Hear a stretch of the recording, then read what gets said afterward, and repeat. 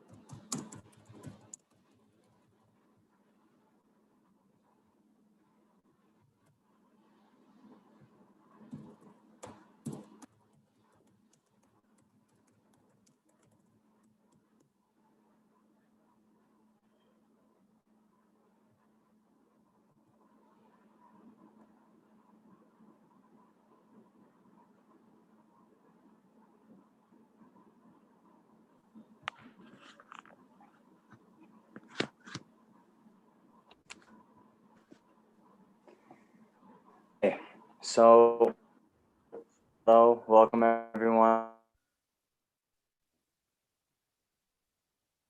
Can you hear me?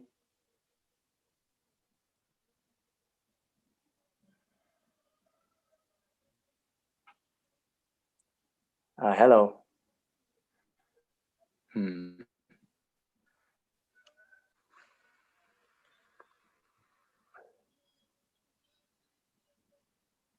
Hi Namjong. So welcome everyone to part 7 of the teaching series, the Sunday teaching series, Transforming Suffering into Happiness. Welcome everyone, and let's welcome Venerable Tenzin Namjong. Namjong.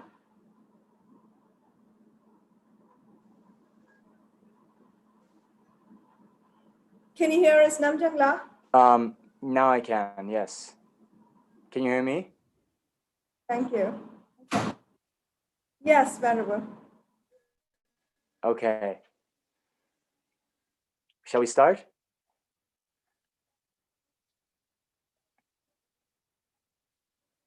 Hello? Yes, Venerable, we can hear you. Okay. I heard someone other than Shanti. Yeah, this is Shruti. Yeah. Okay, great. All right.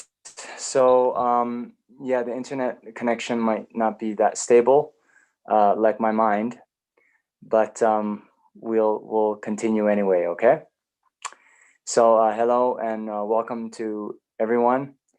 It's nice to see a lot of you come back again for this continuing series on the daily motivation practice that Lama Zopa Rinpoche has compiled. So as Shanti mentioned, it's the 7th session. So by now, all of you, I hope, have attended many of the sessions and or listened to the recordings that are up on YouTube. So we'll start in the usual way by adjusting our motivation, thinking that the purpose of my life is to benefit all sentient beings, and therefore, in order that I may be able to benefit sentient beings in the best way, I myself must first achieve the state of enlightenment, characterized by the complete pacification and purification of all faults of the mind, as well as all the complete development of the good qualities. And therefore, I am going to listen to this lecture here today so that I can learn about the various practices that lead to enlightenment. Okay, so please adjust your motivation like that. So where we are in the text now is right before the verses from Shantideva's Bodhisattva Charyavatara. So let's just jump right in to the text. So these are verses 11 to 22 in chapter 3 of the Bodhisattva Charyavatara. Okay. So, for the sake of accomplishing the two purposes of all sentient beings, without any sense of loss or concern, I give away my body and likewise my enjoyments such as food and clothing, and even all my virtues accumulated over the 3 times. Okay. So, yeah. As we went through in the last class, actually, if one doesn't have a lot of time, the last 2 verses that we covered in the last class is really the encapsulation of the type of mind that we're now trying to develop as aspiring Mahayana practitioners, right? So actually, before we get into the Shantideva verses, just by means of a brief review, let's go back to the verse on from the 8 verses of thought transformation, right? Determined to obtain the greatest possible benefit from all sentient beings who are more precious than wish-fulfilling jewel, I shall hold them most dear at all times.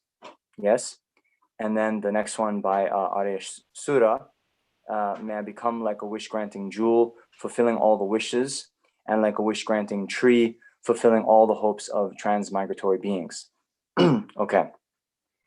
So here now, as we're talking about the sort of essence of the motivation of the Mahayana practitioner, then remember, we had talked about these 3 levels of motivation when we were going over the Lamrim prayer by Doje Chang Losang Jimpa.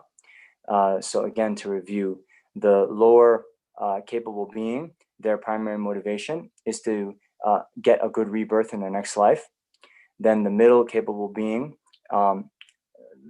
just doesn't want to get a good rebirth in their next life, but to get liberation from all of the cycle of samsara for themselves alone. So now here, the Mahayana practitioner, her motivation is to achieve the state of enlightenment for the benefit, so they can be of utmost benefit for sentient beings. Okay, so as we talked about, the primary obstacle to developing this mind of bodhicitta is the mind that we call self-cherishing. So although we are just one person, one sentient being, when we assess honestly our own actions and orientation for our behavior, then we have this kind of thought that, you know, I'm the most important. I am even more important than, you know, numberless sentient beings. So the way that we try to train our mind to overcome this self-cherishing is to overcome the thought that holds us to be more important than others. So what we try to do is increase our level of concern for others, while at the same time decreasing the incessant preoccupation we have with our own aims, with our own means. Okay. Now, why this is important to train at in the very beginning is, well, it will take a long time for most of us to overcome this self-cherishing mind, because it's been operating with us from beginningless rebirth. Okay, so although we talked about these various stages of, you know, the lower capable being, the middle capable being, right? It's not that we have to, you know, fully get all the realizations within the paths of the lower capable being, and then move on to all the practices in the middle capable being before we start to train the mind in bodhicitta, right? Although we have, you know, none of the realizations, not even one of the Lamrim, then we can just begin to meditate on bodhicitta as best as we can. And by doing this, every time, you know, we do something, whatever it is, even worldly activities, then we're creating habits and fluency. And with more practice, then these thoughts will get more proficient in our minds, and we'll be able to, you know, slowly have some great transformation. Okay. So, all right.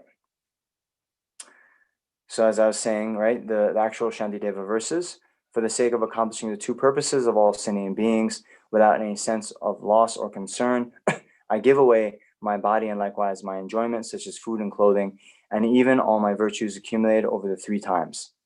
All right. So here, the 2 purposes of all sentient beings, they are, one, there is the purpose of the cessation of all the obscurations. Okay. Now, normally they talk about this as being one's own purpose, right? You have the 2 purposes is your own purpose, and then the purpose of others. Okay. So your own purpose is to completely abandon all the obscurations, right? And if you remember, talked about these different levels of obscurations. We have the obscurations, right? Obscuration means something that obstructs or prevents a certain type of realization. We have the obscurations to liberation, right? Liberation from samsara. And that is the afflictions and the seeds, right? The seeds or the potential for those afflictions to arise again in one's mental continuum. And then we have the obscurations to omniscience, which is not the seeds, but even more subtle than that is the bakchak, or the imprints of the afflictions. Okay, so since those obscurations then is the barrier or the obstacle for us to achieve the state of both liberation and enlightenment, attaining the state of ceasing and abandoning all those cessations is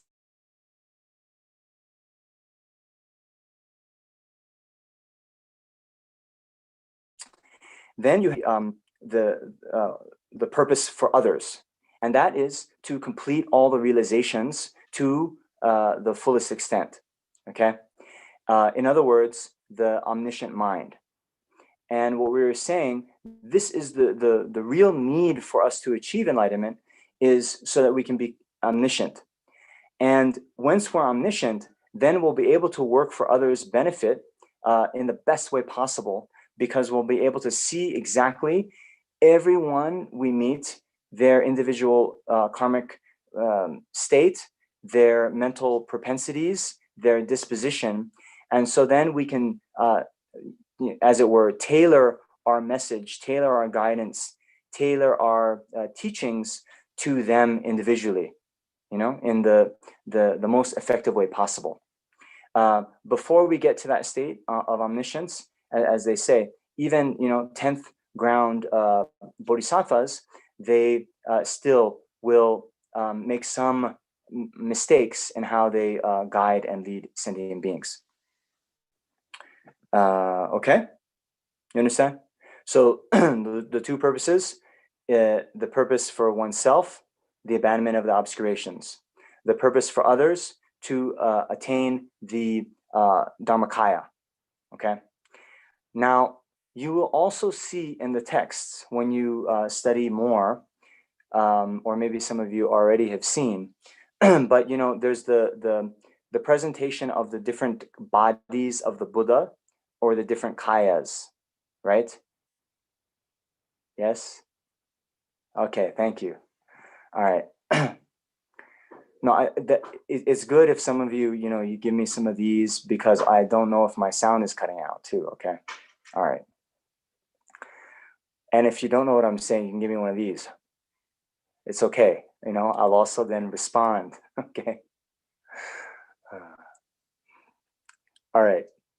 So then in the presentation of the kayas, or the bodies of the Buddha, then you'll see the presentation into two kayas, and that will be the rupa kaya and the dharmakaya. Now, when you see that, there will be the body for one's own purpose, and then the body for others' purpose. Okay, so here the body for one's purpose will be the dharmakaya, and the body for others' purpose will be the rupakaya. Do you understand? So when you see these these two purposes of sentient beings, you'll see this term purpose, and I just wanted to clarify, in different contexts they'll have different meanings. Okay, so you have all that clear? Okay, so then why is the form body of the Buddha the body for others' purposes? It's because that is the, like Shakyamuni Buddha, right? The form body is the body that sentient beings, ordinary sentient beings like ourselves, can see, can interact with, can receive teachings from. Okay, so that is the one that's really enacting the welfare, enacting the purposes of sentient beings. Whereas the Dharmakaya, which again has two parts to it. The Dharmakaya, sometimes you'll see it referred to as just the omniscient mind of the Buddha. Yes, but then you also see some purposes. The presentation of it split into the wisdom truth body and the nature truth body, which again, not to get too complicated, but that is the wisdom truth body is the omniscient mind of the Buddha, and the nature truth body you can think of as the true cessation, right? The true cessation within the continuum of a Buddha, right? The true cessation, yes, means the abandonment of the obscurations. Okay, thank you. All right. So now, so in other words, this first line just means for the sake of accomplishing the enlightenment, right? For all sentient beings. Okay. Then what do we have to do? We have to generate the mind of bodhicitta. And in order to generate the mind of bodhicitta, we have to abandon the mind of self-cherishing. So this is actually very instructive. The main thing, and this was actually, I think, your homework that I gave you, right? So without any sense of loss or concern, to then give away your body, and likewise my enjoyment, such as food and clothing, and even all my virtues accumulated over the 3 times, okay? So this thought, right, without any sense of loss or concern, in my experience, in my opinion, this is the main thing we have to train on, right? So, okay, I'm assuming all of you, since you're coming to this lecture, you already have some interest in benefiting others, okay? But as I said yesterday, normally, when someone asks us for a favor, when someone asks for help, we'll do it, but it's just kind of like, it's like a huge burden, to do a small favor for someone. It's like they're asking us to, carry them on our backs and hike up Mount Everest. It's that kind of such a heavy feeling. I can't believe this person asked me to do it, but okay, I guess I will because, all right. It's this very grudging, unhappy feeling. Okay, I get blank faces. Okay, I'm just talking about me then, okay? So remember, I think I mentioned last time that this quotation by Chandrakirti in the Majjhimika Avatara, where he says that even the bodhisattvas on the first ground, right, when they are asked, when they hear, oh, can you give me this? When they hear those words, they generate more bliss in their mental continuum than an arhat who's attained nirvana. Do you understand? So it shows in our mind how far we have to go, right? So this training right here, without any sense of loss or concern, right? And instead to think, when we have the opportunity to, help others, to give away our body, to give away our possessions, to give away our merit, to serve sentient beings, that we should feel such joy at this opportunity. Okay? Because you see, I think we mentioned maybe in other contexts that, the obstacle, even when one has achieved the kind of beginning full-fledged bodhicitta, and one is on the small path of accumulation, it's still possible for one to turn back and abandon one's bodhicitta, right? And how that will happen is when we see how unruly sentient beings are, how kind of, unruly, how misbehaving, how mischievous, right? Whatever word you want to use. When you see sentient beings engaging in this kind of behavior, there's a risk that one would then think, oh man, I'll never be able to help them, but forget them. I'm just going to work for my own nirvana. See you, like your problems, they're your problems. Sorry, better luck next time. You understand? So, rather than to think that one is going to have to, bear all this hardship for sentient beings, to turn it around and think, you know, it's actually a privilege, you know. Like when we were in school, one of my classmates, you know, there's a mindset shift that needs to take place, where, you know, one can think, oh, I have to do all this homework, I have to do all this, I have to, rather than I get to, right? Do you understand? Yes. Okay. Right. So it's a little bit different. It's a little bit more empowering to say, oh, wow, I get to give away my body to sentient beings. Not I have to. Oh, Shanti Deva, what are you doing? You're making me do all this stuff. You know what I mean? Okay. So that is the mind shift that we have to enact. Okay. All right.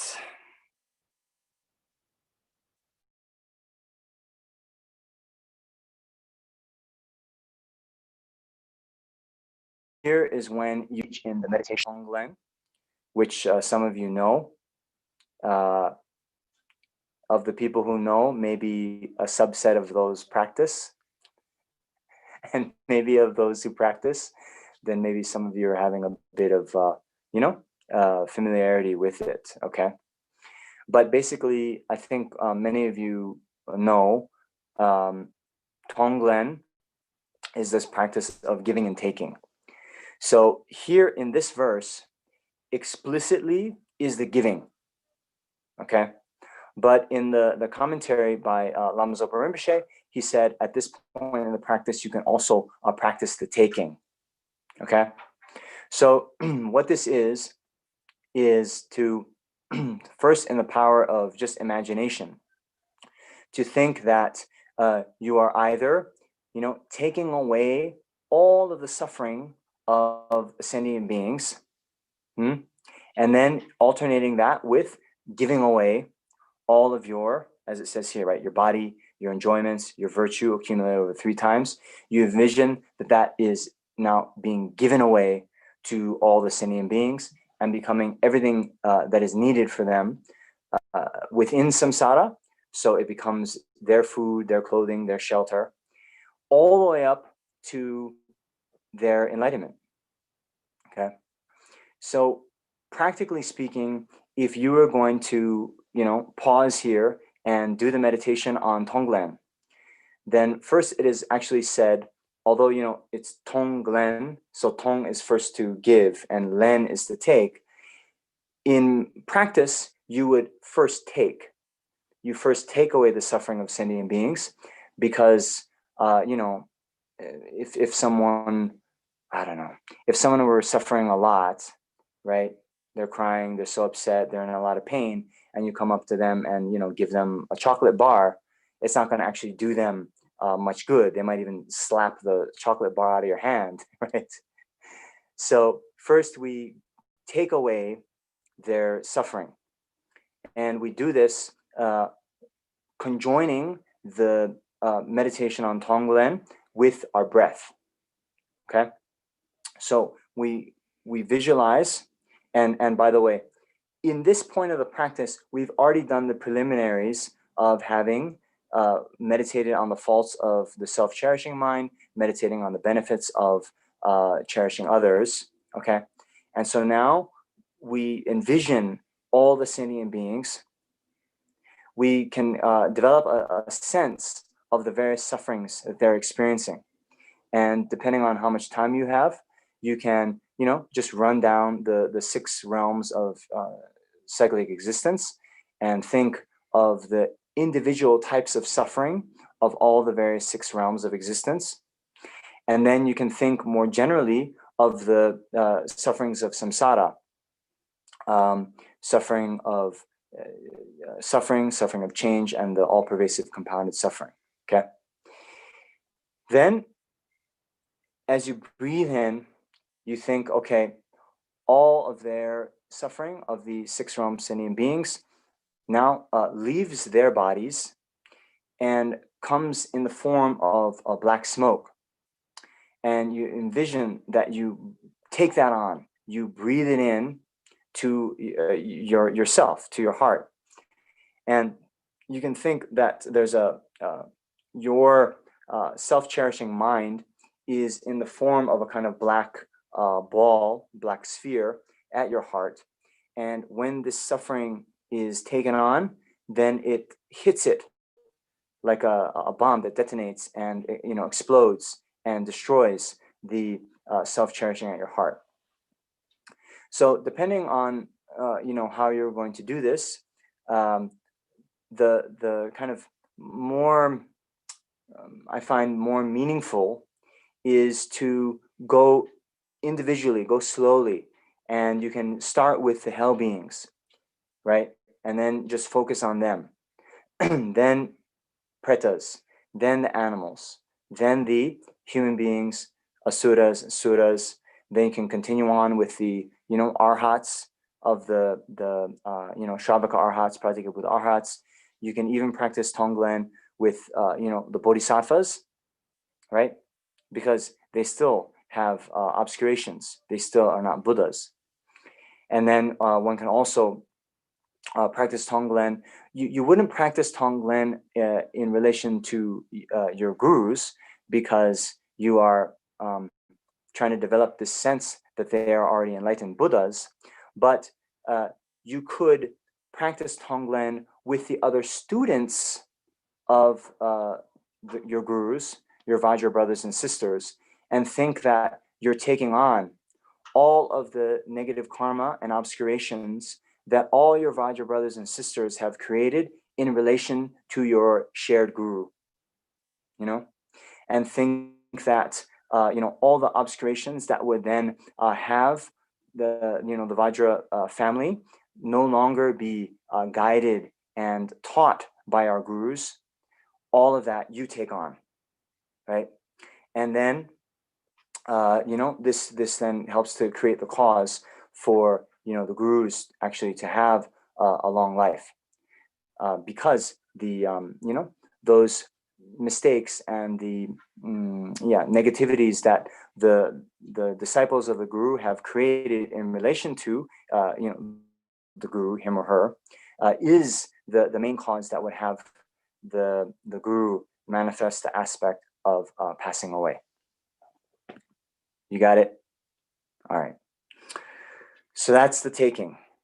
Okay, you take that on, and then as you do with each step, you can do that for some minutes, and then at the end you can think, okay, now all the hell beings are completely purified of all their suffering, all their negative karma, all their obscurations to both liberation and enlightenment.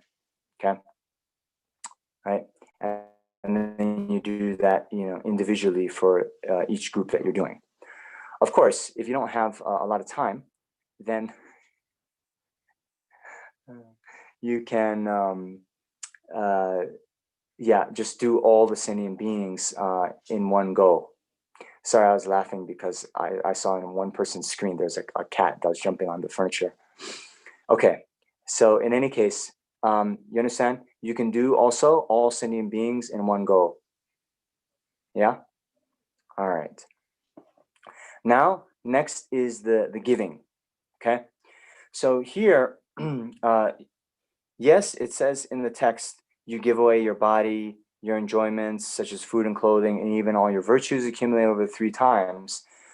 But as Lama Zopa Rinpoche's guru, Trijang Rinpoche, advised, as he taught, you actually visualize now with your out breath that instead of visualizing you're giving away your body, you visualize your body in the form of wish-fulfilling jewels, okay? And then it's like a rain, a continuous stream of wish-fulfilling jewels, radiates out and is then given to all the sentient beings.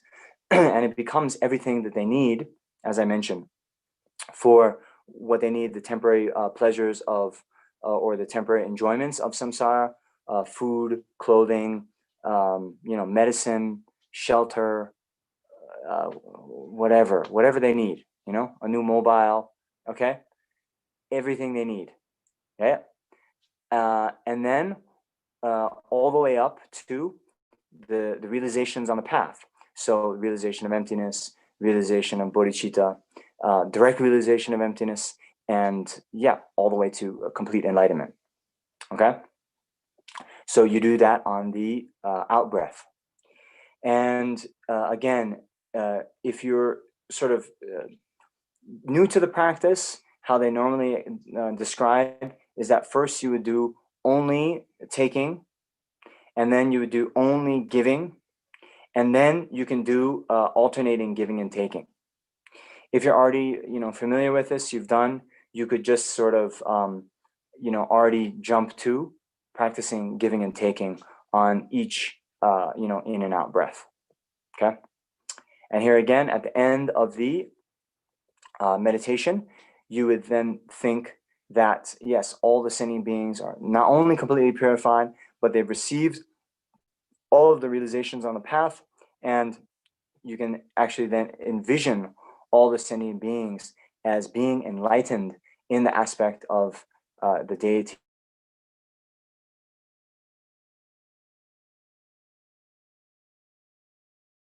That you practice, you can visualize, or Avalokiteshvara, Tara, whoever you like. Okay?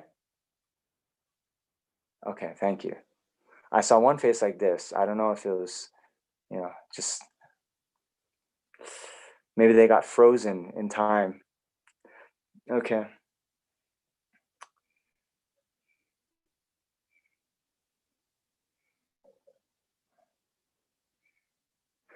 Okay, so next stanza.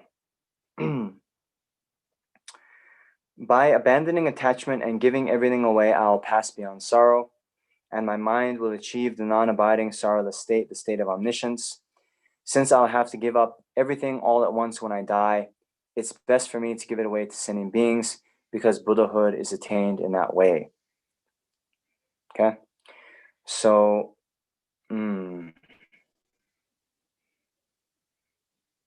yeah, so this passing beyond sorrow is how they translate nirvana, right? Ngangenle depa, right? So it's passing beyond sorrow. So, in general, the achievement of passing beyond sorrow, the achievement of nirvana, comes with the abandonment of all of the afflictions, attachment being one of them. So by abandoning attachment, then one is able to pass beyond sorrow, achieve nirvana. And then, as we talked about last week or a couple weeks ago, the different types of nirvana. Yes, that was you guys. Yes. So we have mere nirvana, right? By depending on that, even if I achieve the mere nirvana, right? So the mere nirvana is the nirvana that's attained by those on the Shravaka and Pratyeka Buddha paths, right? It's the personal liberation from samsara for oneself alone, okay? But then we have here, my mind will achieve the non-abiding sorrowless state, right? So the non-abiding nirvana is the state of omniscience. And why do we call it non-abiding? It doesn't abide in either the two extremes, the extreme of samsara, nor the extreme of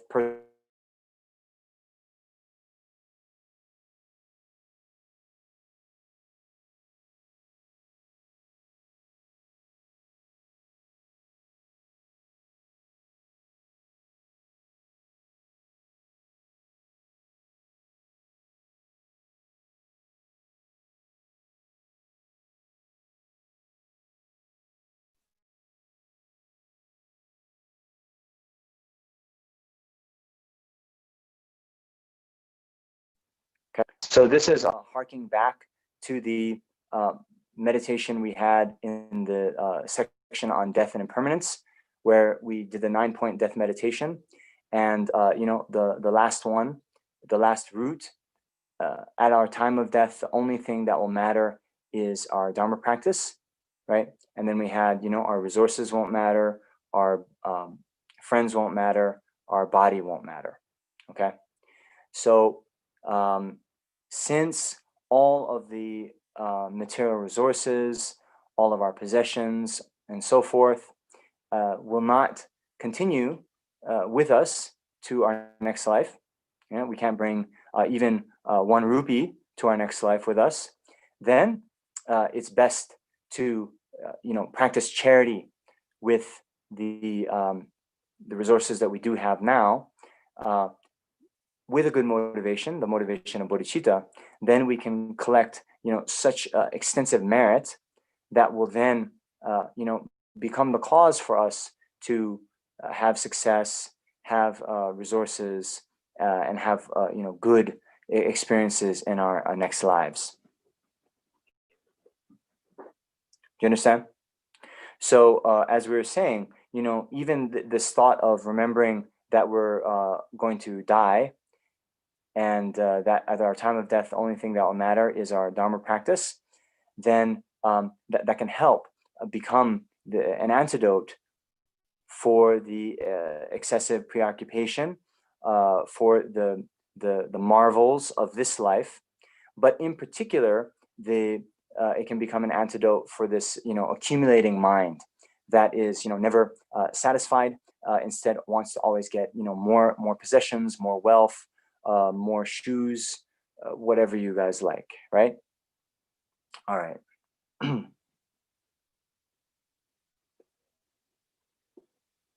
So I'm reminded, there's a very nice story in the Lamrim that I like to think about. So in ancient Tibet, it's a huge country, right? And before there were roads or modern transportation, to get from eastern Tibet, like Amdo or Kham, to central Tibet or to Lhasa, then one would go in these sort of caravans with, literally you would walk. Maybe there would be a few yak or maybe a couple horses in your party, but this journey by walking would take several months. And so you would walk in this caravan, and then camp every night, and maybe get however many kilometers per day. So then one day when the group kind of sat down and were setting up camp, then there was a Tibetan who was kind of filing a stone and kind of making it into a circle, right? And he's spending so much time trying to file down this stone, making it very smooth. And someone is like, "Oh, what are you going to do with that stone?" And he said, "Oh, I'm just going to leave it behind." Do you understand? Okay. Can you relate this story to your Lamrim practice? So, all the things that we're doing, right? All the possessions we've accumulated, okay? What are we going to do with all this? We're going to leave it behind, right? So I think I mentioned to all of you, yeah, we're all friends by now. But that my own father passed away very unexpectedly when I was still young, when I was 15 years old. And a few months afterwards, my mother, then she had this huge kind of sale. We call it in the US a garage sale, okay? But basically you will, on your own like yard, you invite the people from the neighborhood and they come and they, will buy your old possessions. And the night before the garage sale, then my mom asked my brothers and myself to, kind of last chance, if you want anything, then, take it now. Otherwise, she wanted to get rid of everything the next day. And I opened up my father's closet, and it's just like, all those shirts, probably 100 shirts, 150 shirts. I don't even know, right? Amazing. You with me? Huh? So all of that, left behind. And sure enough, after the garage sale, I don't even know if my mom sold them all or it just was like what she couldn't sell, she just then gave away. I'm a bit of a pack rat, a clutter, So anyway, why am I bringing this up? This is this week's homework for you. Okay, I see some of you, you're not at your own home, but the rest of you who are at home, I want you to go to your closet and you open it up and then you think, wow, when I die, okay, someone is either gonna, sell all this stuff in a garage sale or give it away or throw it away, and make it very, very real with the belongings that you've accumulated. Huh? What do you think? Actually, this group is already quite good, right? But so this might be more of a homework assignment for, when I teach 10-day courses in the future. Because, in general in society, if I can give a little bit of social commentary, there's been this whole kind of trend toward, they call it retail therapy, right? Where, before COVID, then shut all of our shops down. The thought was, a significant portion of the society, like going shopping was a kind of pastime, right? And you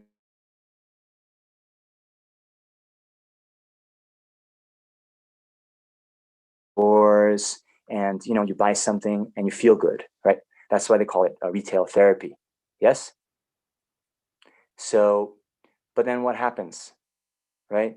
We were talking about this with the insatiability, this suffering of samsara, of insatiability, right? This week you go out and you buy a nice blouse, then next week another one, and then the next week another one, and it's never enough. In fact, the whole fashion industry is about this, right? That the fashion is constantly changing, and oh, it's autumn now. Okay, we need all new colors. We need the orange is now cool, right? The purple that was cool in spring, you can't wear that anymore, right? Okay, Alexander doesn't know what I'm talking about, but I'm seeing a few smiles, right? So anyway, this is why actually, the practice of contentment, right?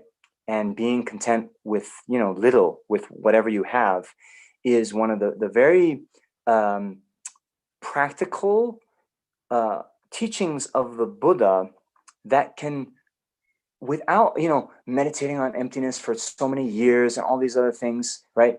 This teaching on contentment is actually very easy to integrate into our lives, without so much, meditating for 12 hours a day. Just a little bit of a mind shift can bring about this, where you practice contentment with having fewer possessions.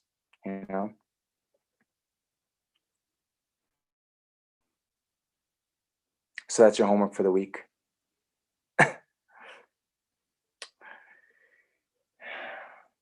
Yes. Okay. So next stanza.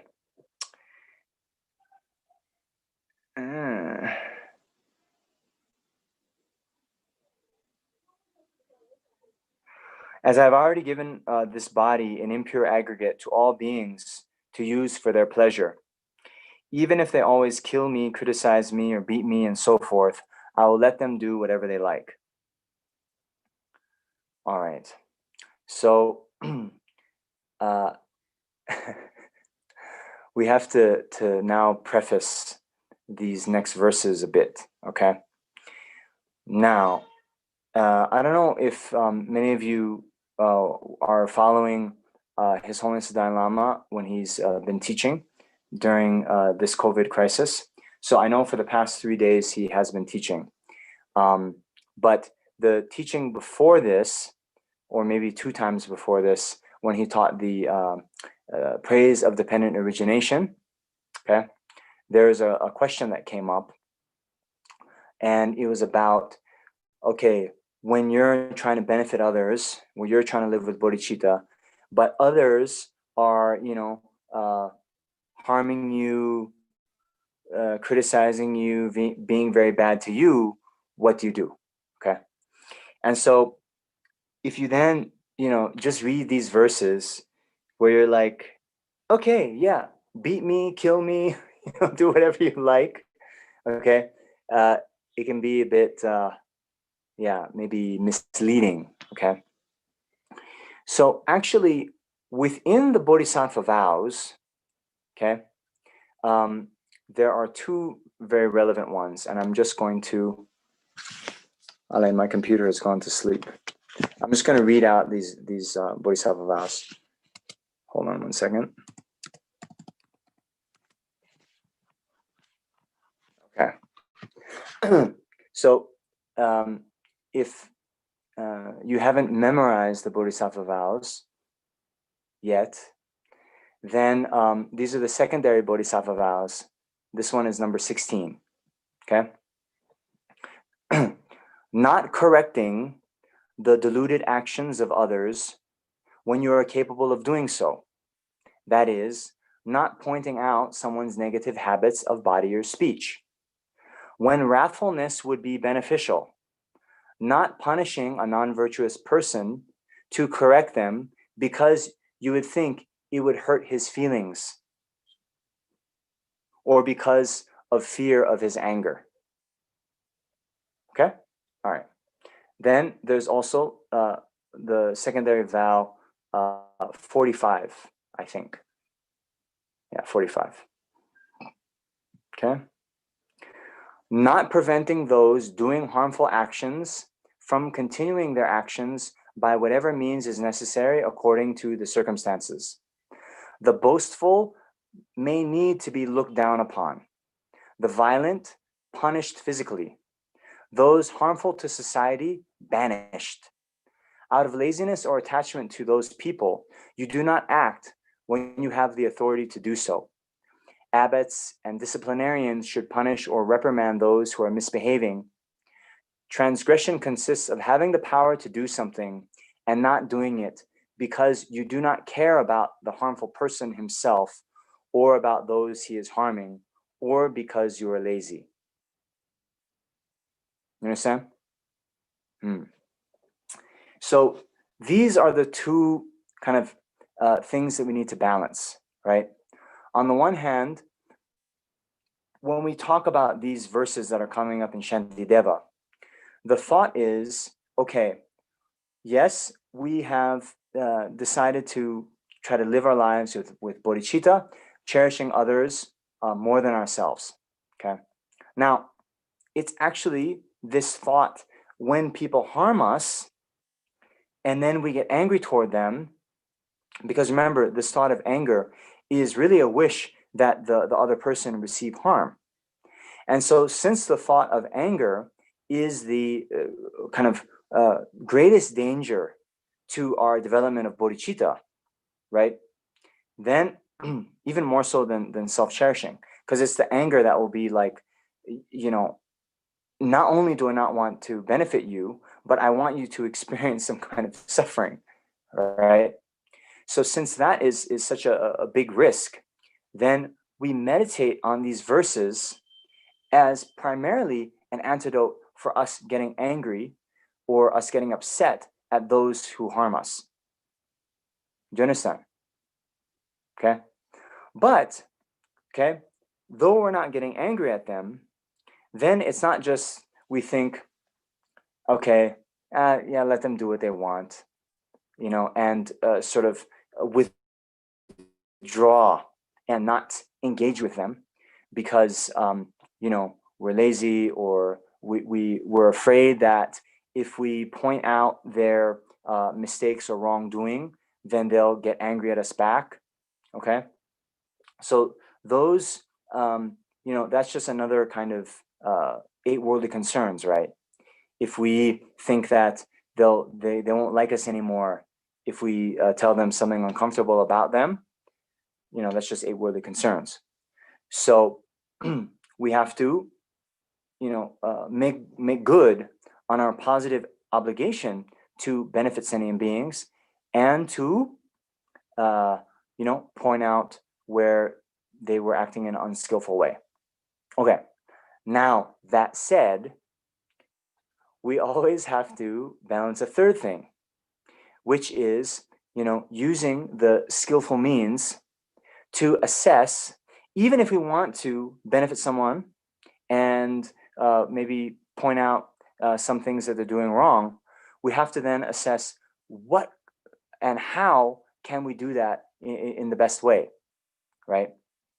And so something that, maybe I think all of you have had experience about, no one likes their faults being pointed out in public, right? In front of other people.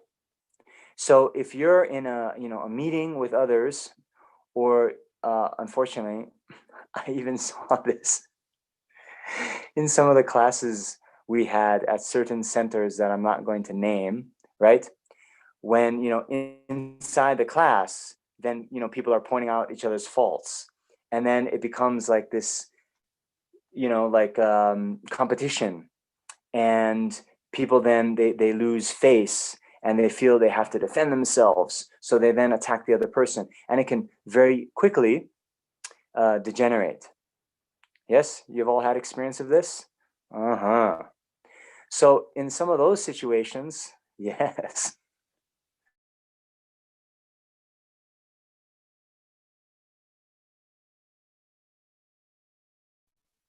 And, maybe invite them out for a tea later.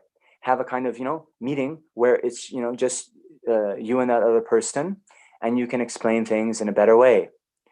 And even when you are in person, then there's still, more skillful and less skillful ways to do it.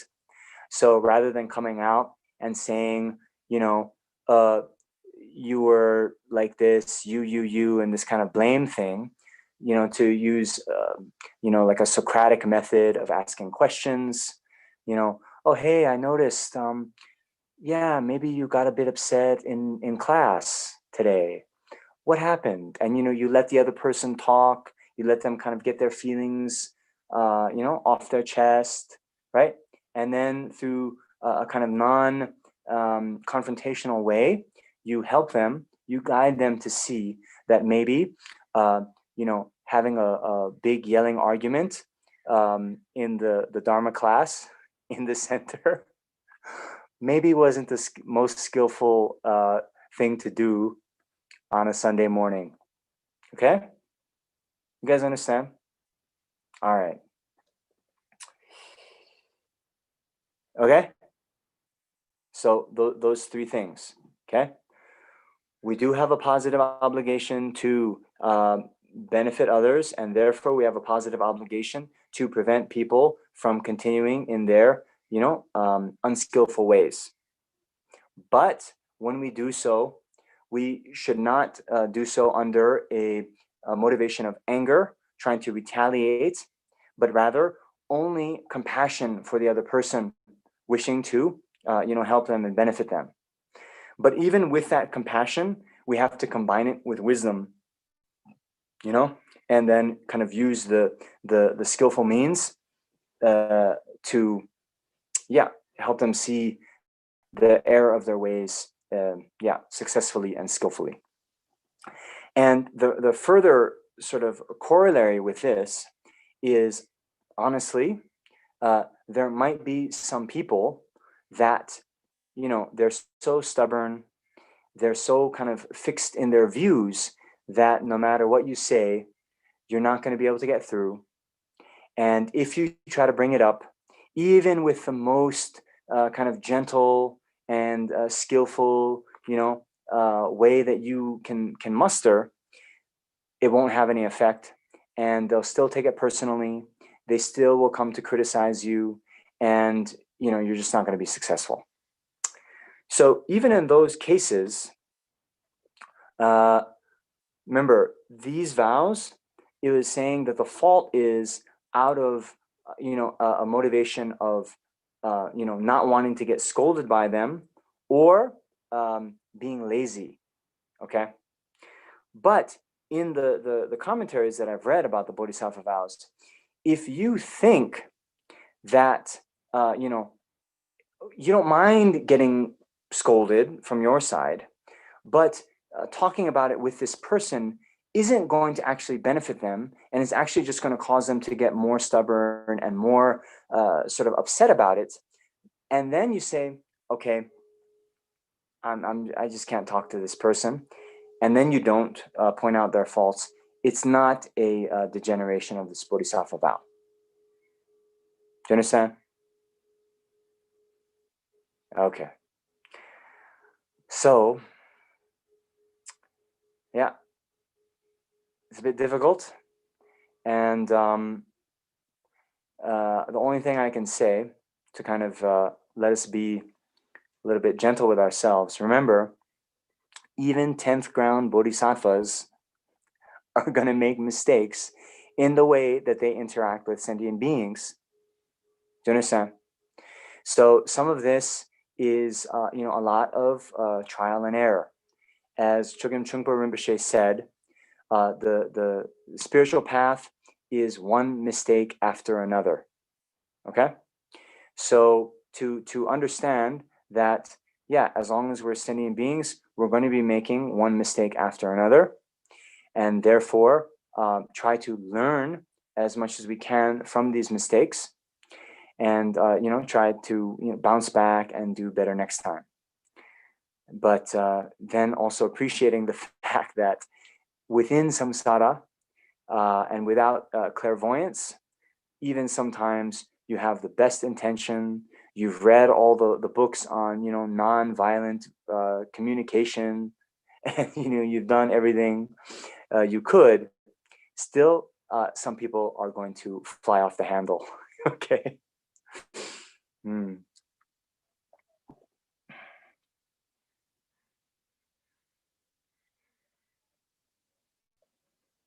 All right. So with that preface being said, now let's go through these verses by Shantideva, right? So as I have already given this body an impure aggregate to all beings to use for their pleasure, even if they always kill me, criticize, beat me, and so forth, I will let them do whatever they like. Okay. So again, right? The preface. So it's more that we're going to not get angry, even if they do these things. Okay.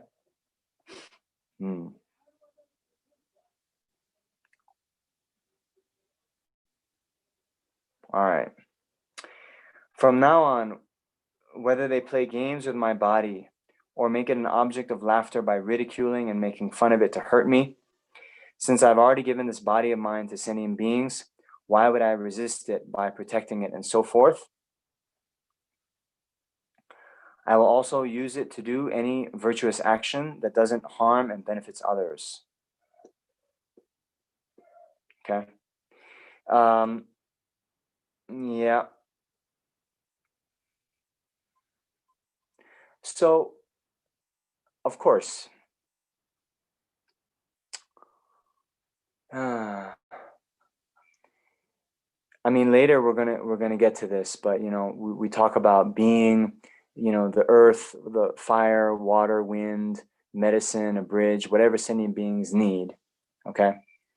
So sometimes, right, on a very short-term basis, if people are having a bad day, right, there is a very kind of short-sighted pleasure that might come in insulting someone else.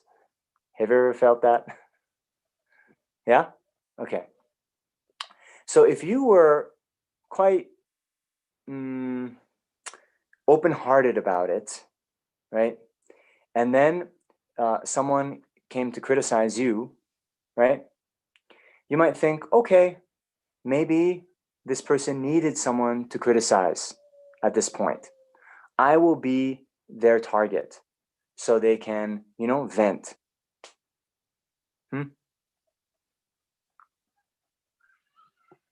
Yeah.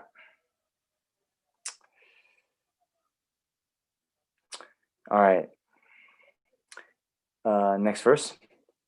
Whenever any sentient being encounters me, may it never be meaningless for them and always be meaningful.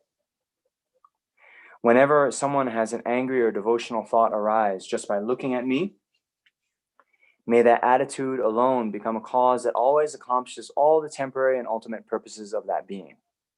Okay, so this is really, really nice kind of thing to meditate on constantly as we go out in the world and we encounter people, right? This thought that, anyone who encounters me, may it always be meaningful for them. We were speaking the other week about the main job of a bodhisattva to be attracting sentient beings into his or her circle of influence, so that when he or she becomes enlightened, then they'll have a huge retinue of followers that they then lead to enlightenment. Okay. So later, as we talk about the mantras to bless the speech, we're going to talk about the mantra of the stainless beam, which then some of you are familiar. If you recite this mantra even a few times, then anyone who sees you, their negative karma gets purified. If you recite 10 malas of Om Mani Padme Hum, same thing. If you carry on your person the Nam Gyalma mantra, also the beings that see you or even are touched by your shadow,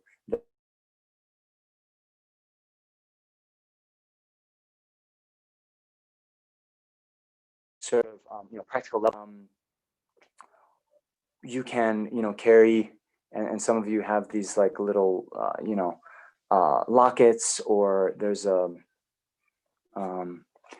this kind of printed mantras and sutras that have been given out at Lama Zopa Rinpoche's teachings. I think some of you have these, and then you can just carry them with you. And when you put it in your pocket or around your neck in the morning, you think that then this is my sort of offering to all the sentient beings that I'm going to meet today, all the sentient beings who see me, hear me, even the ones that get touched by my shadow. I'm carrying this around, this for all of you, all the sentient beings, right? So then, very, very nice. You then just can think all the people you're seeing, you're kind of giving this sort of charity and service to them. How's that sound?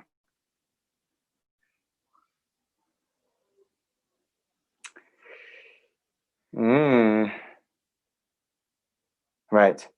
And then, whenever someone has an angry or devotional thought arise just by looking at me, may that attitude alone become a cause that always accomplishes all the temporary and ultimate purposes of that being. So it says in the text that, even the bodhisattvas, I think it's the last stanza of the first chapter of Bodhisattva Charyavatara. Oh man, my computer's gone to sleep again. But it's something like this. Shantideva says, I prostrate to the body of those who have generated this mind of bodhicitta. I take refuge in that mind that returns harm with benefit. Okay.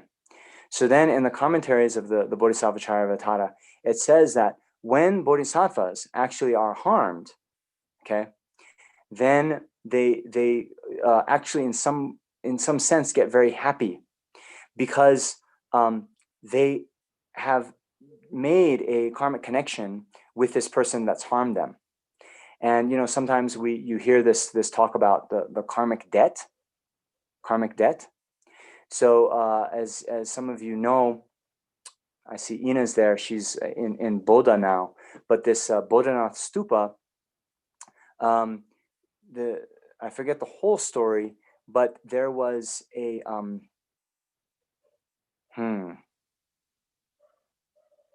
someone. Oh, the power has come back. Someone who was building the stupa. It was something like, oh yeah, the daughter of the king. The daughter of the king had been born into that royal family because in the past life of that king, I think he killed or like stepped on a bug, right? And therefore had a kind of karmic debt with that sentient being. Then because of that karmic debt, when he later became the Dharma king, the one that he had stepped on then was born as the princess. Do you remember some story like this? Anyway, yeah? Okay, thank you. Anyway, the whole mechanism of karma is very subtle, but the point is these bodhisattvas are thinking, this being now that has harmed me, they have incurred a sort of karmic debt, means now they're karmically linked with the other person. And so they think that, okay, now I'm going to completely traverse the path and become enlightened as soon as I can. And due to now us having this link through this person harming me, may they continue to be reborn in my retinue. May I lead them to enlightenment. Okay. So this is the way that we pray even now. All right, next stanza. Whenever others criticize me with their speech, harm me with their bodies, or likewise insult me behind my back, may all of them have the fortune to achieve great enlightenment. May I be a savior for those who lack a savior, a guide for all beings who enter a road, a boat, a ship, and a bridge for those who want to cross the water. May I be an island for those who seek the safe shore of an island, a light for those who want a light, bedding for those who want bedding, and for all beings who desire a servant, may I become a servant of them all. May I be a wish-granting jewel and a wish-fulfilling vase, giving rise to whatever is desired, such as food and clothing, powerful mantra accomplishing the action of pacification, increase, and so forth, great medicine curing every sickness, a wish-fulfilling tree satisfying every need, and a wish-granting cow for all beings. Like the four great elements, the earth and so forth, and like the sky, may I always be a means of living in every way for the innumerable sentient beings. Likewise, may I be a means of living at all times and in all ways for the realms of sentient beings equaling the extent of space until they all attain the sorrowless state. Okay, so just stop here to give a bit of commentary, but those verses are all just, kind of elaborating on this overarching point that, we have this aspiration to become, literally whatever sentient beings need, whatever they want for their temporary as well as ultimate happiness. Okay. So, did I mention to you? I think this is your homework. I mentioned the story of the cat I was taking care of down at Serra that I miss so much now. Anyway, this mother cat, who just lies there and was letting the kittens, anytime, day or night, just take whatever, however much milk you want, just take it, right? So this is the kind of, mindset that we need to have, that, okay, how can I serve the sentient being? What does this sentient being need? How can I be of, more benefit to them? And then just do it, and do it with a mind of joy, and, relax like the mother cat. Okay?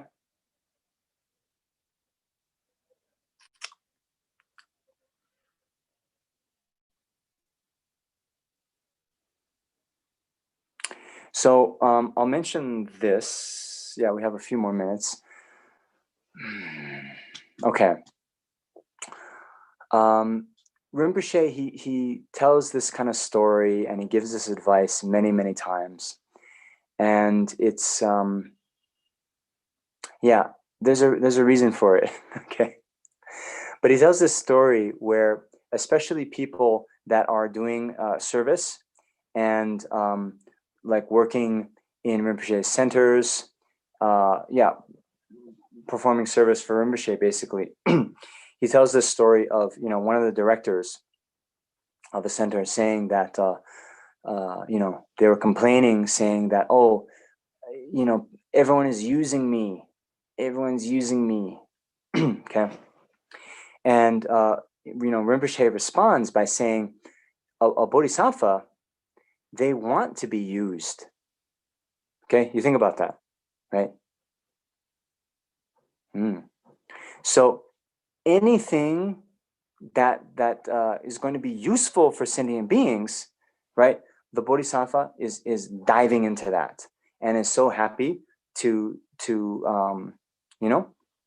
be of use for sentient beings.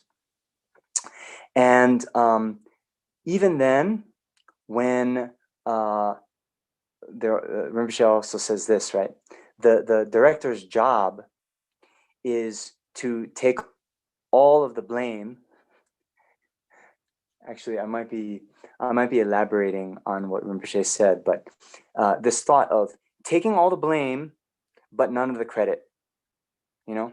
This in general,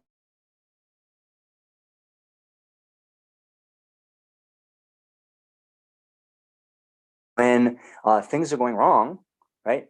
Then the person in charge gets all the blame. But when things are going well, then no one says thank you. No one praises, right? Very interesting. So now, for us, as we go out and are trying to now benefit sentient beings, we have to expect that, right? Expect no one is going to be grateful and everyone is going to blame us, okay?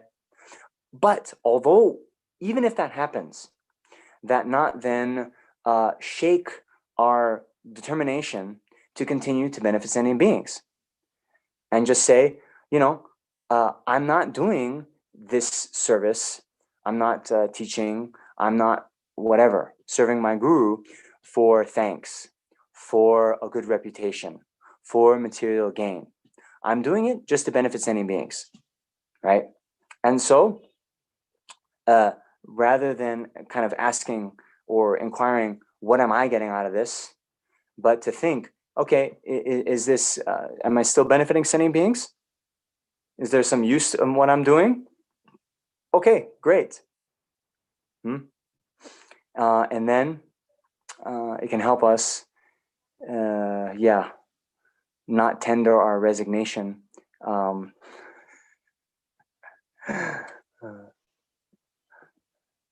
Yeah. What do you think? Okay.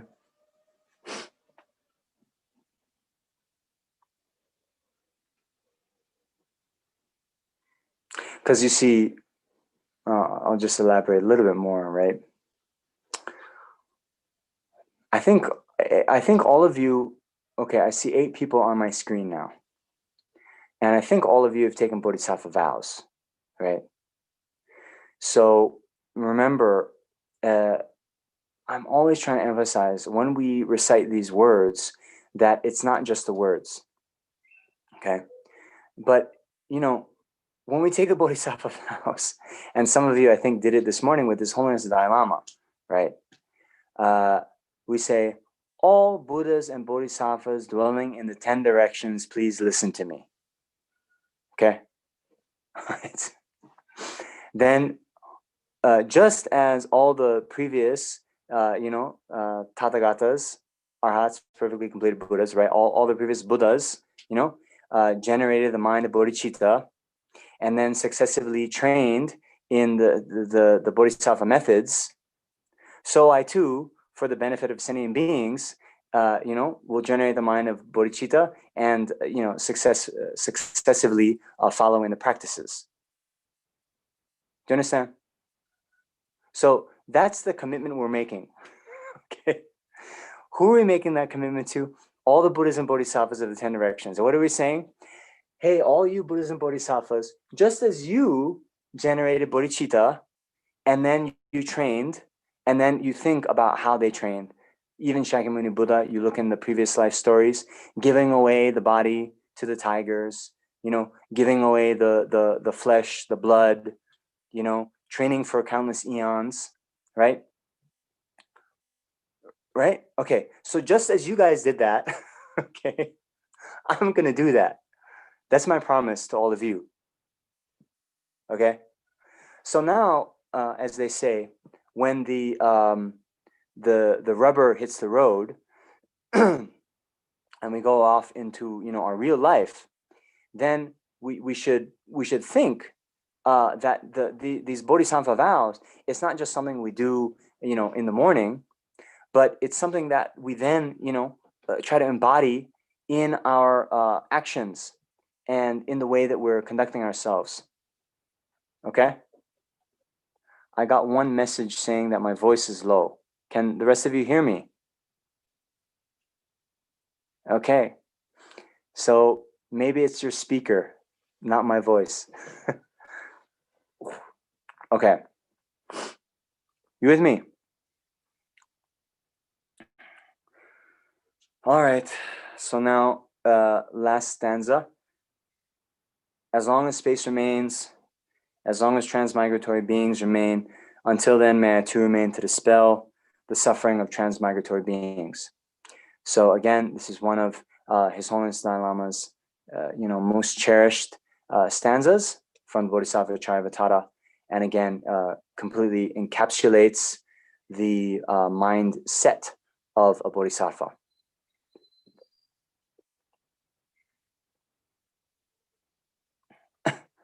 So then let's just finish up here with the small words in italics. Gampopa, Milarepa's heart disciple, said, after waking from sleep and before you get out of bed, think, today I'm going to use my body, speech, and mind in virtue for sentient beings. It is so important to generate this precious thought of bodhicitta, the ultimate good heart. Whatever you do that day is then done with bodhicitta, so everything then becomes virtue and the cause of enlightenment.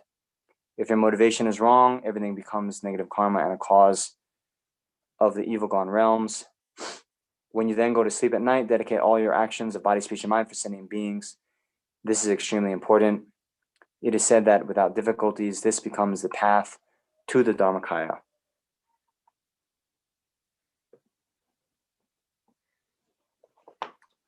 Okay? All right. So maybe we open it up for questions.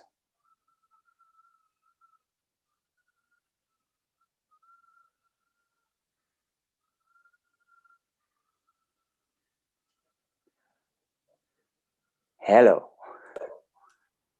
Yeah, thank you, Namjong, for a wonderful session. I do not have any questions. Thank you. Shruti here from CKSL Bangalore. Yes, I know who you are.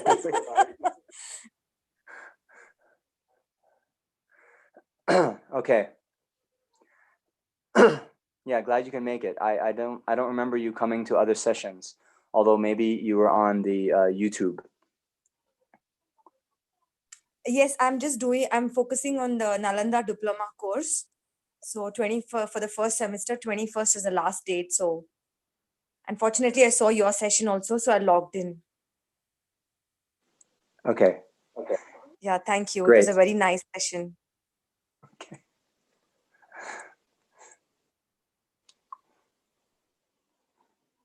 Okay. So that's enough praise for me. Do you have any questions or criticism of me? We have to balance things out.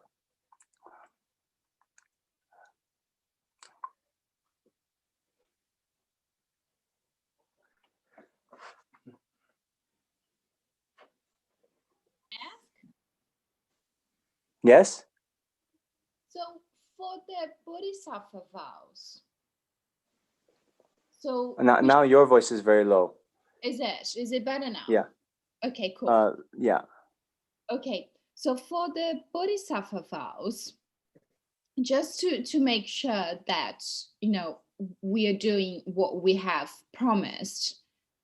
In addition, like to read them in the morning, what else should we be doing?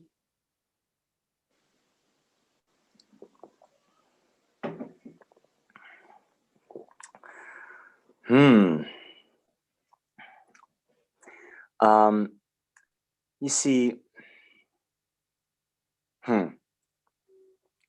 I sometimes like to think like this, right? That because actually one of my my gurus, sorry, he spoke like this. So in Tibetan, there's no like S, right? There's no pluralizer. Okay. So he's saying, he used to teach that, it's just the bodhisattva vow, right? And the bodhisattva vow is just what we were saying, that we're going to attain enlightenment for the benefit of all sentient beings. Now, when you have this breakout into the 18 root, so it's like the 18 root transgressions and the 46 secondary transgressions, those are things, if you engage like that in those kinds of behaviors, that's kind of degenerating or taking you away from your overall.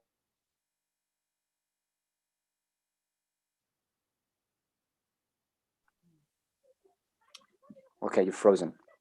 You understand? You did. So those last. Oh, sorry.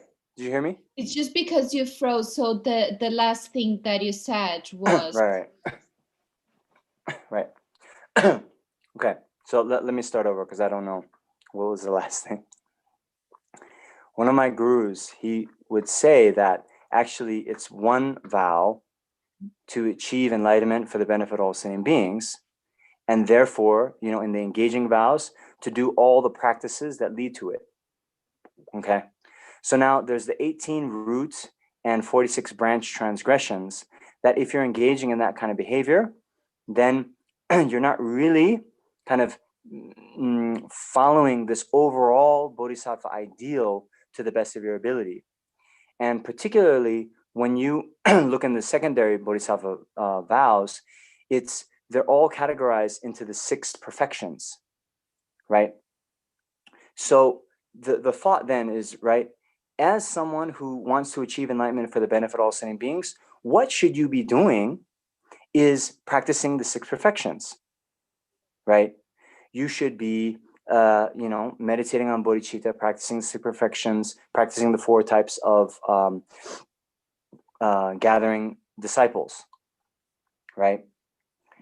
Now, to kind of be more clear about what you should be doing on your day-to-day activities, then actually to read the Bodhisattva vows, again, not just the stanza of taking it, but to go through one by one and to consider, and especially again at night, to consider, okay, today, how have I been, like a report card, how has my conduct been across these various dimensions? And then, you can think, oh, yikes, wait a minute. This, secondary vow number 13, you know, was I really that situation, and kind of be, you know, a little bit self-reflective about it, you know. And when you have done something that was not quite up to the standards of the Buddhas and Bodhisattvas, then you can identify it and then say, okay, tomorrow I'm going to, you know, work better. So you understand? So in general, for any practitioner, bodhisattva, even those wanting to get a good rebirth in the next life, Shantideva mentions this, the fundamental practice is to be mindful about what's going on in our minds, how that's then influencing our behavior, and then those kind of good actions to accentuate, and the negative actions to gradually decrease, right? Right? So that's what we need to be doing. Then these presentations of the various vows, it gives us like quite some specifics about how to conduct ourselves, you know. Does that answer your question? It does. Thank you. Yeah.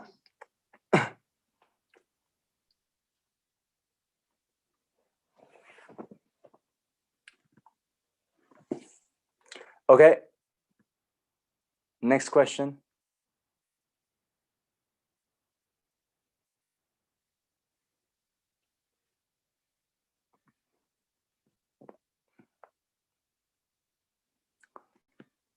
Wow. Okay. Going once, going twice. All right. So I suppose we can end it then.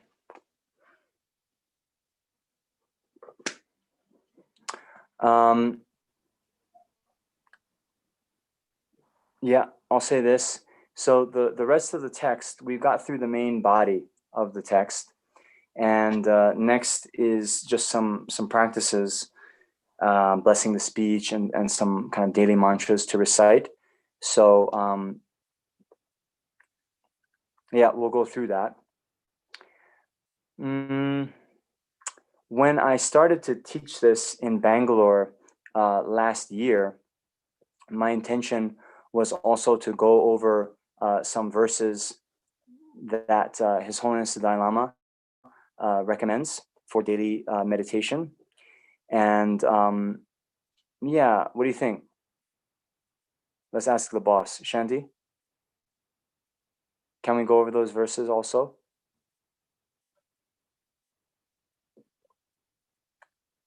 I'm sorry, I was on mute. Yes, definitely, Venerable. Can you hear me? Yes. Can you hear me well? I'm sorry, there is a problem with the network here also. So yes, absolutely, we would be very delighted. We would be very extremely fortunate to have those also covered. And if you could kindly lead those verses as well. Namjong La. Thank you. Okay. Thank you. No, I know. Oh man. Okay. So yeah, we'll do that. Oh, Thank you very much, Venerable. Alexander, too late. No, I'm joking. Yeah, go ahead. Is this high? You're waving high? No, actually, I have a question. I had yeah, thank you so much for teaching. It was really clear, and yeah, I think that's why it's not many questions, because you kind of give a very nice commentary on all of these points. Yeah, but actually, my question is, I had this in my mind, like when situation that if I don't know how to benefit the sentient beings skillfully, like in any case, I think it's gonna be harmful in one way or another. So, like even in this point, if it's also skillfully, like if you don't know what to do, you just don't do. But you see, like from any side, it will be harmful to help this person.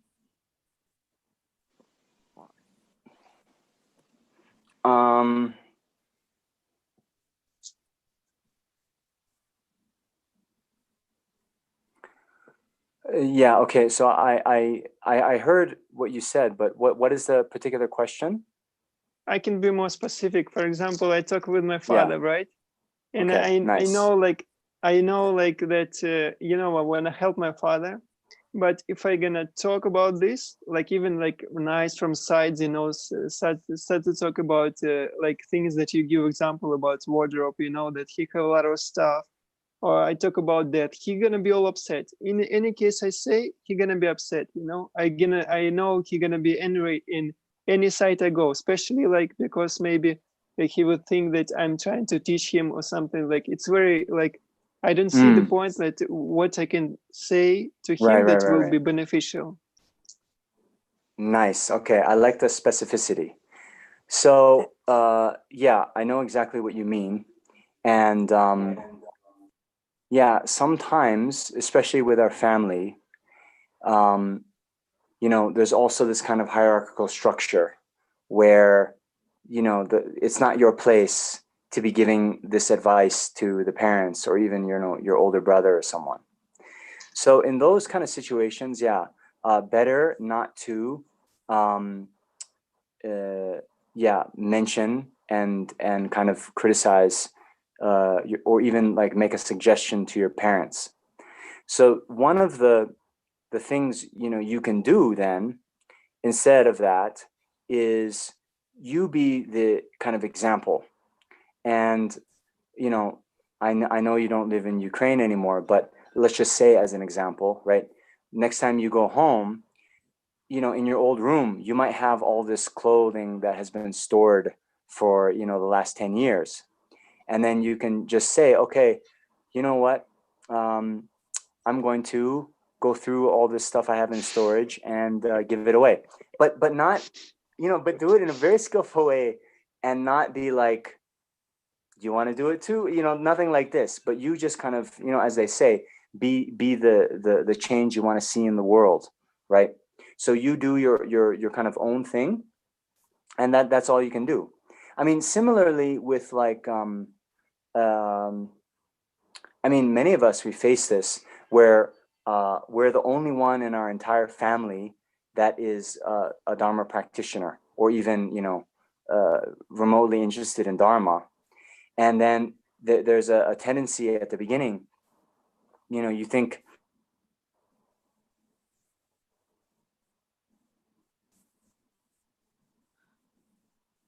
the Dharma, and then with your friends, you then start to kind of preach to them, and it's not very good, right? It doesn't have the desired effect.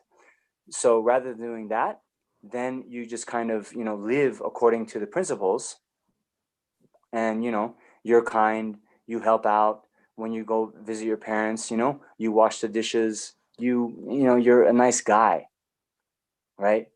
And if they can then say like, you know, wow, compared to whatever 5 years ago, 10 years ago, last time I saw my son, you know, he's a really nice guy. He's so helpful. He's very calm. You know, he's exhibiting all these kind of good qualities. Then, you know, that's good. You What do know, you think? but it's maybe sounds funny, but actually I'm not trying to say something good about myself, but actually it's what's happened. But it's still my parents get mad. You know, I give stuff, so they now very mad that I give stuff. You know, they now take the stuff from me. They take the stuff from me that I want it. You know, I want it because I might use it. You know, I mean, it's still like, or I do just another things. So anyway, it's just the point that, yeah, it's still, you know, even with this case, it could be, you know, not, I mean, it's maybe in a long term, in long run, maybe it's, of course, it will be, get some, I hope, some effect on them, but in general, in short period, I don't see any benefit. Ram Dass, he said, you know, if you think that you're enlightened, go and live with your family. Go back to live with your family. You know, that's kind of like the final exam. in the 37 practices of bodhisattvas, he says, also Togme Zangpo, he says that, leaving one's home is a practice of bodhisattva.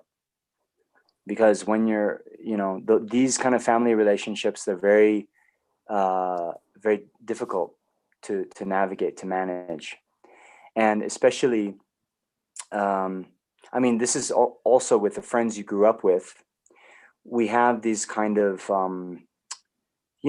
these social relationships where in your group of friends, you played a certain role, right?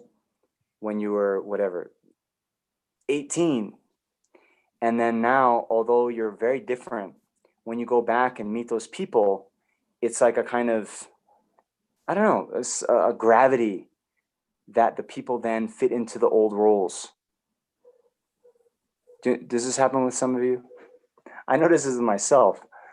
And so, you have to really kind of let,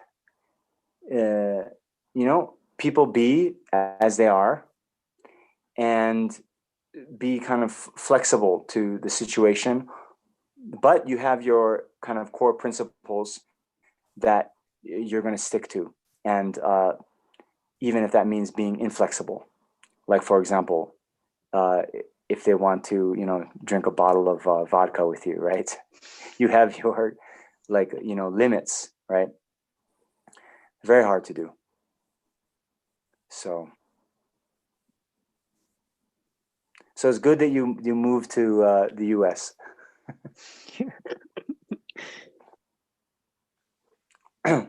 Okay. Anything else?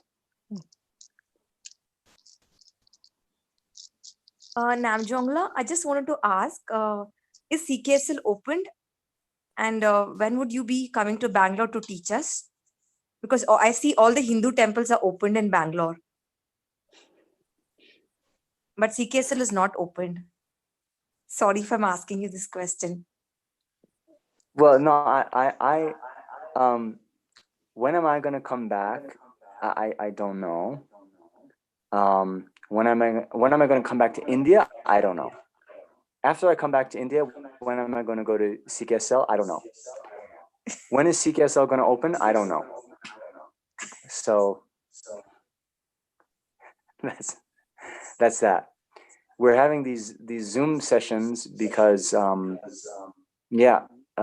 still the powers that be, and I'm not in any kind of official management role. I like to say I just work here, right? So that's up to them. Okay.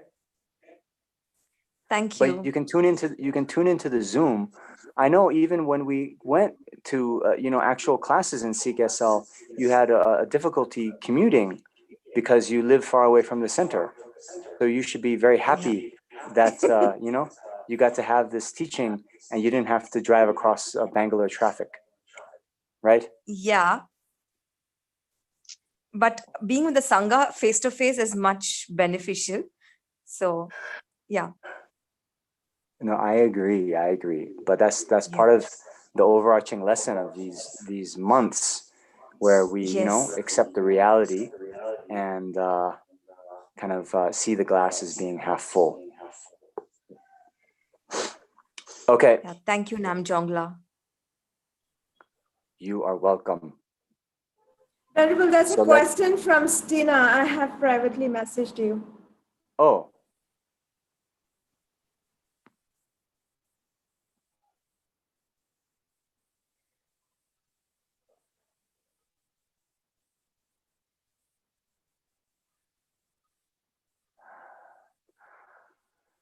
Okay, the question is, any specific strategies for dealing with very difficult people / conversations, please?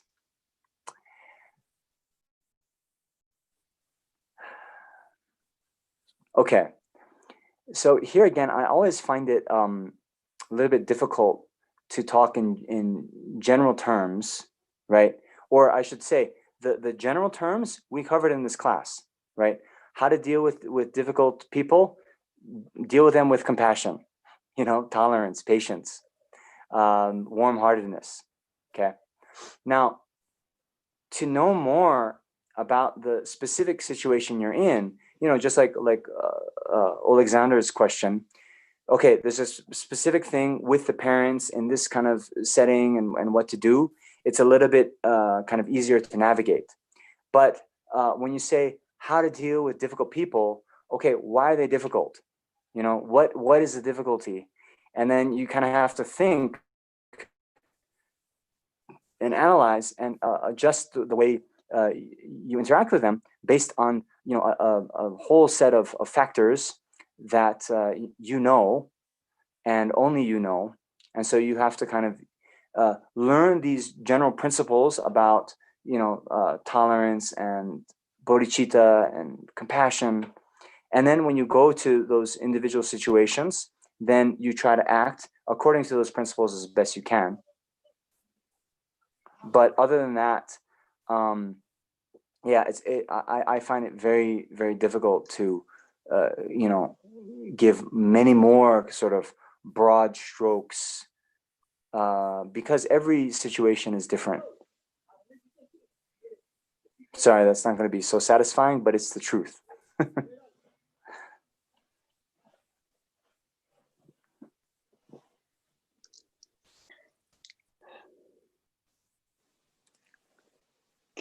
Can I ask another question not related to the subject today lecture? Yes. Okay, I was kind of heard from different occasion about clear light mind. That in like meditation on dissolution, like there is a clear light mind, right? Yes. Like on the time of death, it's saying like clear mind is coming. So yes. I was not, and in some other occasion. 1 second. Yeah, maybe 15 minutes. Yeah. And some other occasion, like a different geshe, and I heard like when they talk about the mind, like nature of the mind, the emptiness of the mind, they also say clear light mind, the nature of the mind. So is it same, or it's different? What they speak, like if somebody realizes the the emptiness of the mind, is it actually that state, the clear light mind, or the same over the time of death, or it's something different? Okay.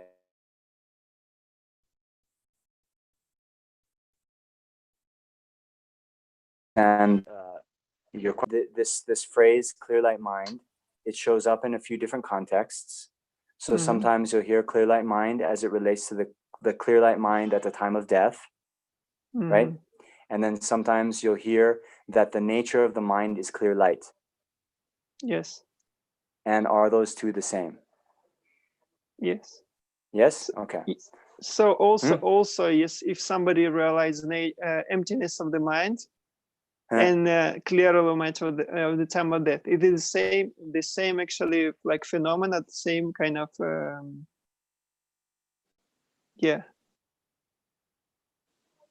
If someone realizes emptiness of the mind, do they necessarily what is the difference between that realization and the clear light mind at the time of death?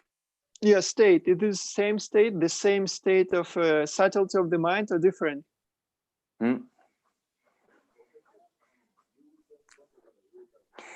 Okay. So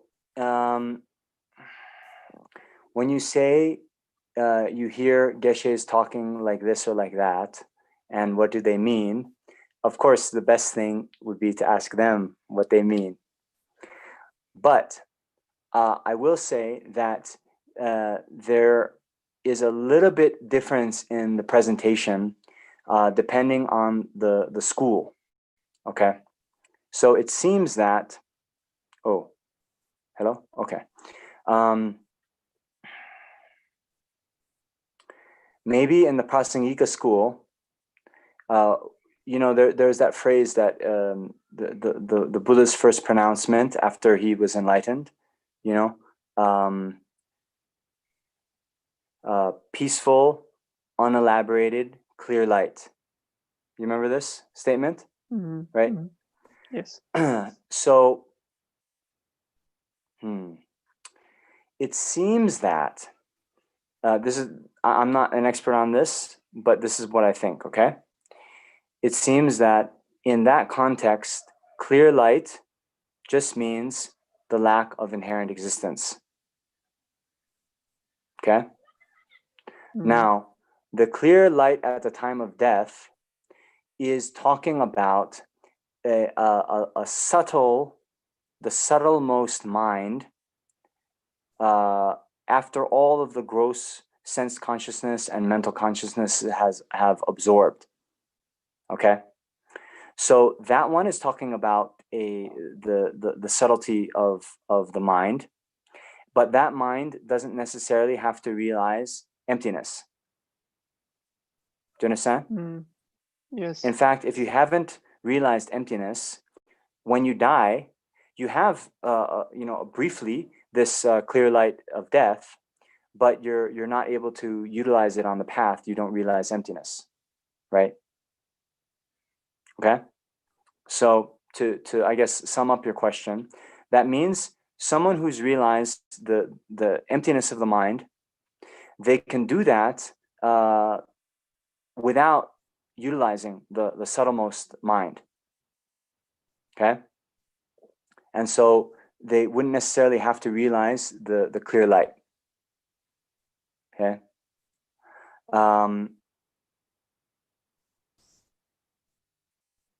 Yeah. And Does that answer your question? Yes, yes. Yeah. And also, so the clear light mind at the time of death doesn't necessarily have to realize emptiness. A mind that realizes emptiness doesn't necessarily have to, realize what doesn't have to be the sort of subtlemost mind of the clear light of death. and this mind, this subtle mind of the time of death, is it possible to activate within the life, or it's only activated on the time of death? Could be like recognized.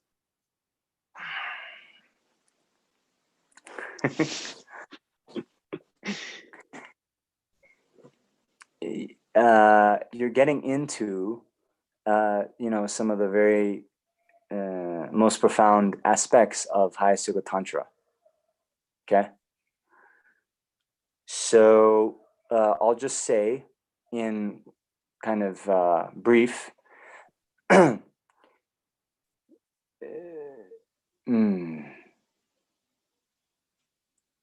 there are methods where you can make the gross levels of consciousness absorb, and you can then manifest a very subtle mind,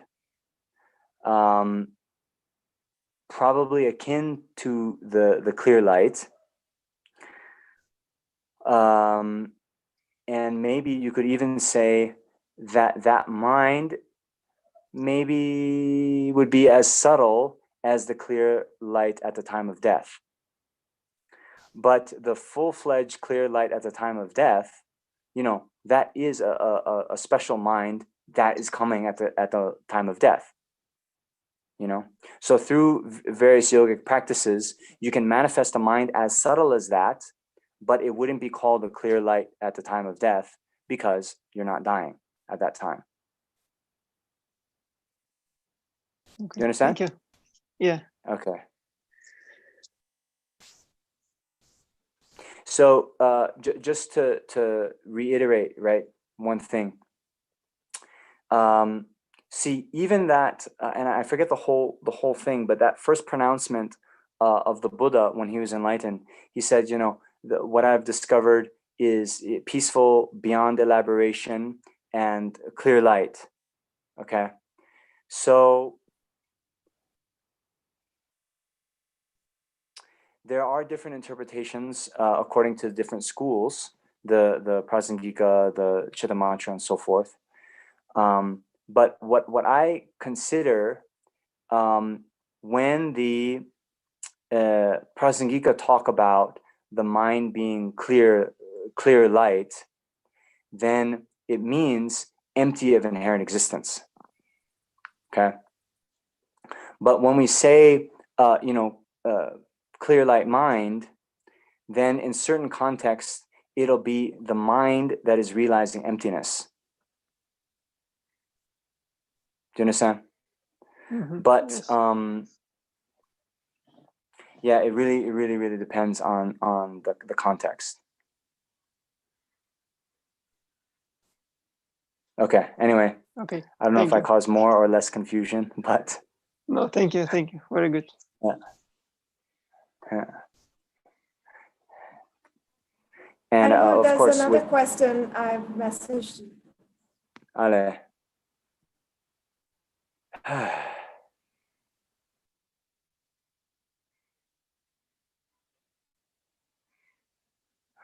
Wanted to know how the bodhisattva can deal with subjectivity. I don't know what that means.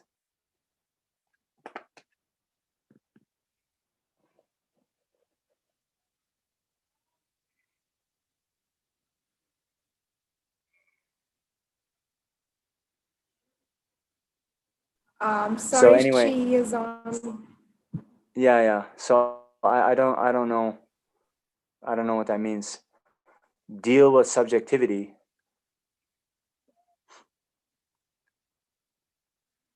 Sorry.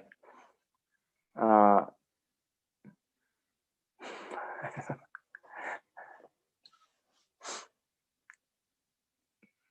mean, not to be to make light of the question, but you know, the bodhisattva is dealing with everything, you know, with bodhicitta. So I don't know what the upshot of the question is. Okay, so maybe yeah, we can get clarification and answer that next time. So let's end it here. Okay. All right. So we'll dedicate the merit. So please think that due to the power of our time here to get together today, due to this merit, may all descending beings, vast as the vastness of space, quickly attain the state of enlightenment. And yeah, that's one.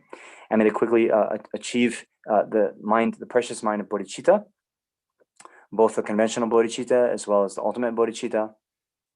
We also dedicate for the long lives of the spiritual friends, the flourishing of the holy Dharma, and also for all the various problems and manifestations in this world and in the other world systems within samsara.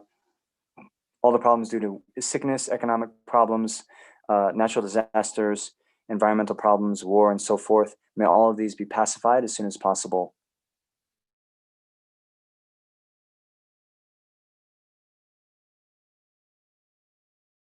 Spiritual friends. Okay, we'll do it again. So we also dedicate for the long lives of the spiritual friends, particularly His Holiness Dalai Lama, Lama Zopa Rinpoche, and all their holy wishes to be accomplished immediately. Okay, thank you very much.